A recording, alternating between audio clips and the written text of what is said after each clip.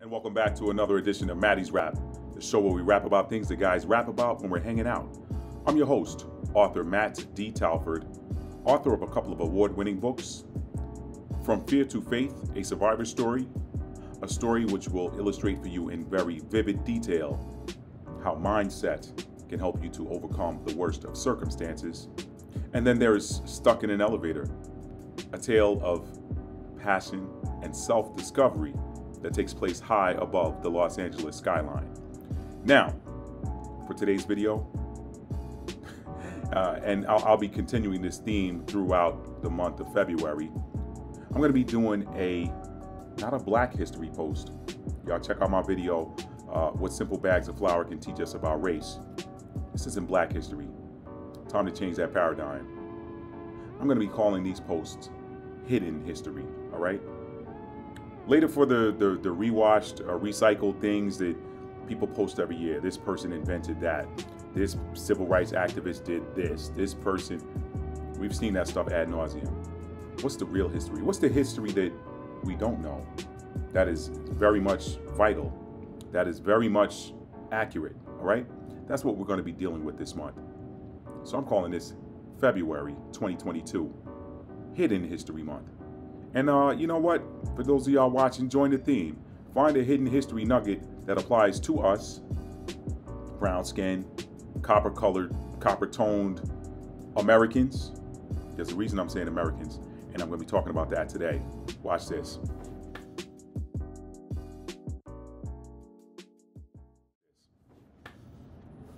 Amerigo Vespucci. When you hear that name, who do you think of?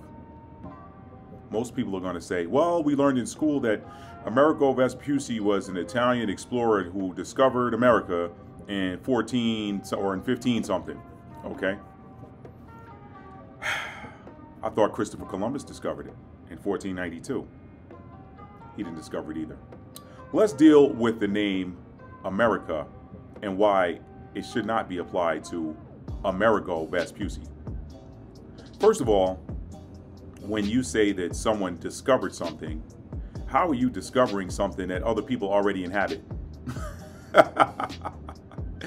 You're just coming there the first time, but it was always there, all right? All right? I've never been to, Rome? I've never been to Rome. I've never been to Cancun. If I go to Cancun right now, can I say I discovered Cancun? That sounds pretty ridiculous, right? Well, that's kind of how it is to say that you came from another continent and discovered a place that was already inhabited, all right? Now, anyway, let's deal with Amerigo. America. Sounds good. It sounds really good. But what about Morocco? Morocco. Let's play with that a little bit. Morocco, America. Morocco, America. Morocco, Moors. Morocco, North Africa. Opposite Spain. Morocco, Moors. Moors left North Africa in 711 AD and conquered the Iberian Peninsula. Moors, Morocco, America. What happens if you put a letter A in front of Morocco? What does it sound like now? Morocco. Morocco. See where I'm going with this? Christopher Columbus. Did you know that Christopher Columbus had a brother on his voyage that spoke Hebrew? He had a brother on that initial voyage that spoke Hebrew, all right? Why did he have him on there? He had him on there to act as a translator. Why would you have a brother who speaks Hebrew on a trip to find a seaward westerly route to India to get spices? So I've already had a problem with that story. Now I'm going to come back to Amerigo Vespucci, but we need to deal with Columbus because Columbus actually arrived here before Amerigo Vespucci did. So why wasn't it called Columbia? Columbus was the first one here, right? Why wasn't it called Columbia? Why wasn't it named after Columbus? Why isn't it North and South Columbia? Y'all stay with me. Stay with me. Morocco, okay? Morocco.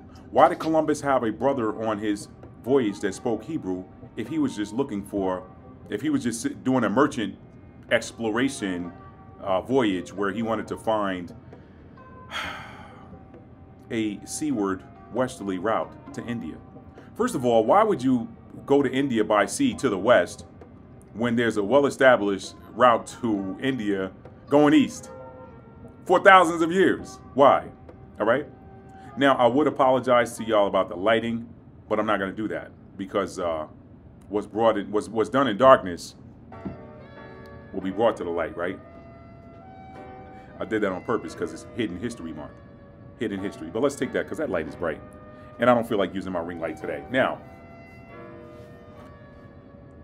you don't put someone on your voyage to act as a translator who, unless, now mind you, this wasn't a European that spoke Hebrew. This was a brother that spoke Hebrew. And you're taking him on a voyage to go to a place that you've not been before. Why would you do that unless you're expecting to encounter people who look like him that also speak that language? What was Columbus really doing over here? What was happening in 1492 back on the Iberian Peninsula when Columbus set sail and left? We'll talk about that Spanish Inquisition.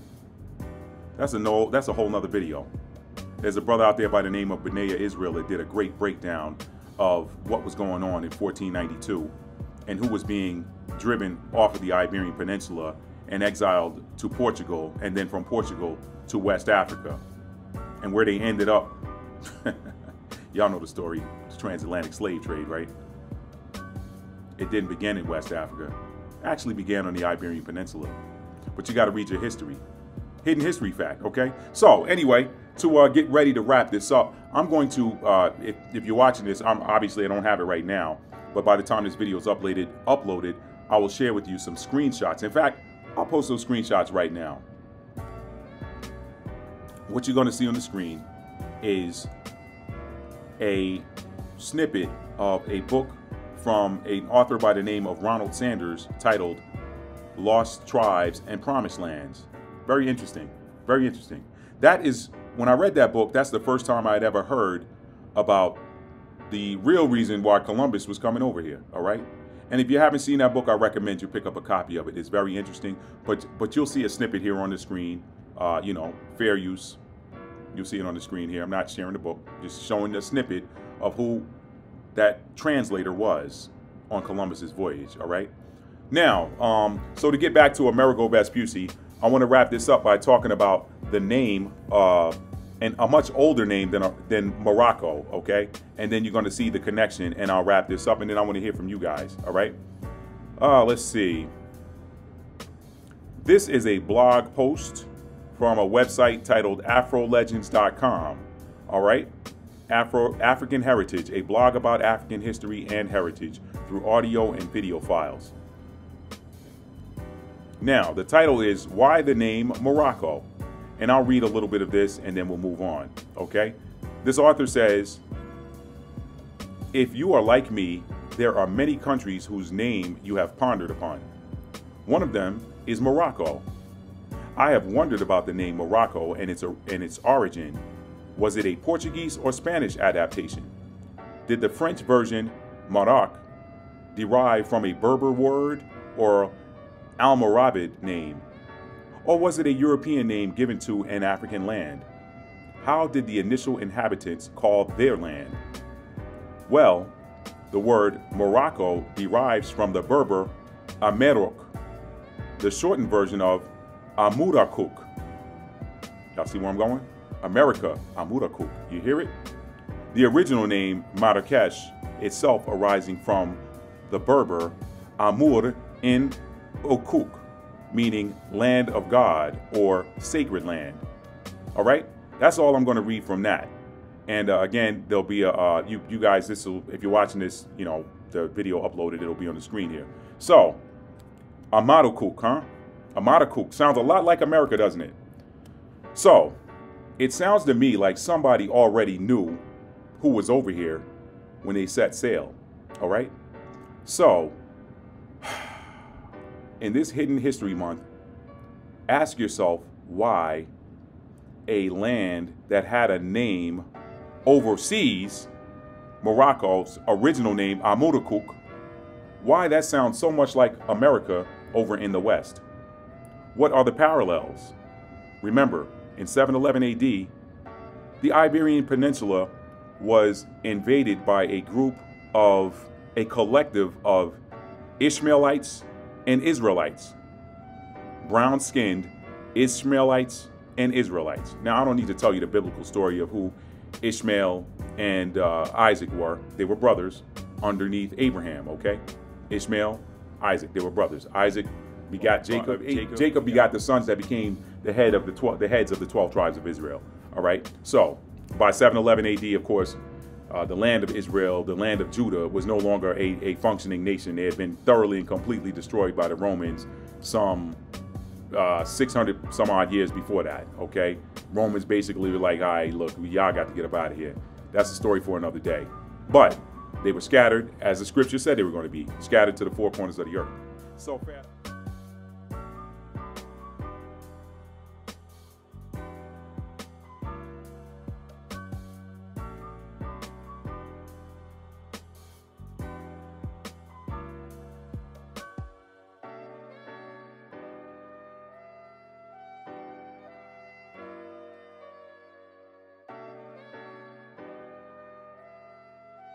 So fast forward to 711 AD, and a collective of ancient cousins, who history later branded the Moors, invaded the Iberian Peninsula and ruled it for about 700 some odd years, all right? Now, the area of land that they set sail from to cross over the, I forget what that strait is, the Strait of Gibraltar or something like that, to cross the Mediterranean, just to be high level, to cross over the Mediterranean over onto the Iberian Peninsula and basically take it over. That land is, if you look at it on the map today, it's right around where Morocco is, okay? Morocco, Amerigo, okay? So if these are the same people that were there, over there in America, like what was it really called? What was it really called? I've heard different names out there, but I just wanted to break down to you today why Amerigo Vespucci naming the whole of two gigantic continents does not make sense. He wasn't the first to discover that land, okay? I mean, the history books say that Leif Erikson, who was a Viking, he was the first European to discover it. Why wasn't it called Leifica? Or Erickson Land, right? Amerigo Vespucci comes along after Columbus and gets to name the whole continent. Hidden history. It was already known as, or was it? I'm not saying it was. I'm not positing that it was. I'm asking the question. What is common? What is common between America and Amerigo? The people, the Moors. The Moors, okay? Who were the Moors? They look a lot like the guy talking on the camera right now. So, Amerigo Vespucci, Matt, did Amerigo Vespucci name America? That's what they taught us in school. But that doesn't seem to add up to me. If you're using that logic, it should have been named Columbia. North and South Columbia, okay? Shout out to my people down in Columbia, South Carolina. And shout out to my boys that are from Colombia, South America, all right? Americo, South America, all right? So we got some commonalities, guys. I'm going to wrap this up. We got some commonalities between Morocco, which was originally called Amerigo, and America before it was discovered by Columbus. Why did Columbus have someone on his voyage that had brown skin, like me, all right, that spoke Hebrew, and to serve as a translator? Unless he was expecting to find other Hebrew-speaking people that look like that person, all right? Somebody knew who was already over there. And for the record, Amerigo Vespucci, I'm sorry, I'm not accepting that. That didn't add up. So if you want to accept it or whatever, you want to continue in whatever you were taught in school, I was taught the same thing. I'm just looking at the math, and the math don't add up. Anyway, I hope you guys like this breakdown of hidden history. You got any questions, comments, please leave them in the comment box below. And listen, you can check out the links in the description box and check out what I've written. You can find links to my blog, my online store, and you could get actually I need to do a rerun of these because they sold out. These 400 years, and actually going to be updating this design as well for 2022. But you guys, listen, keep plugging and searching for these facts, because there's a lot of hidden history that is coming to light now. Coming to light. All right. Y'all be blessed. Have a great weekend. Tell somebody you love them and mean it. If you're new to the channel, you like this content, please hit the subscribe button, like it, thumbs up, comment, leave a comment below, share it with a friend, click the share button, and if you're new to the channel, please hit the subscribe button and turn on the notification bell so that you can be notified when we upload new videos. I love you guys so much. Thank you. Without you guys, this channel would be what, right? I'd like to get my subscriber count up. So guys, listen, share the channel, subscribe. I'm sitting right now at about 264 subscribers. I would love to have 300 by the end of February. It's February the 4th today. So I'd love to have 300 subscribers by the end of February. Can you guys help me out with that? Thank you so much. Have a blessed weekend, and be blessed.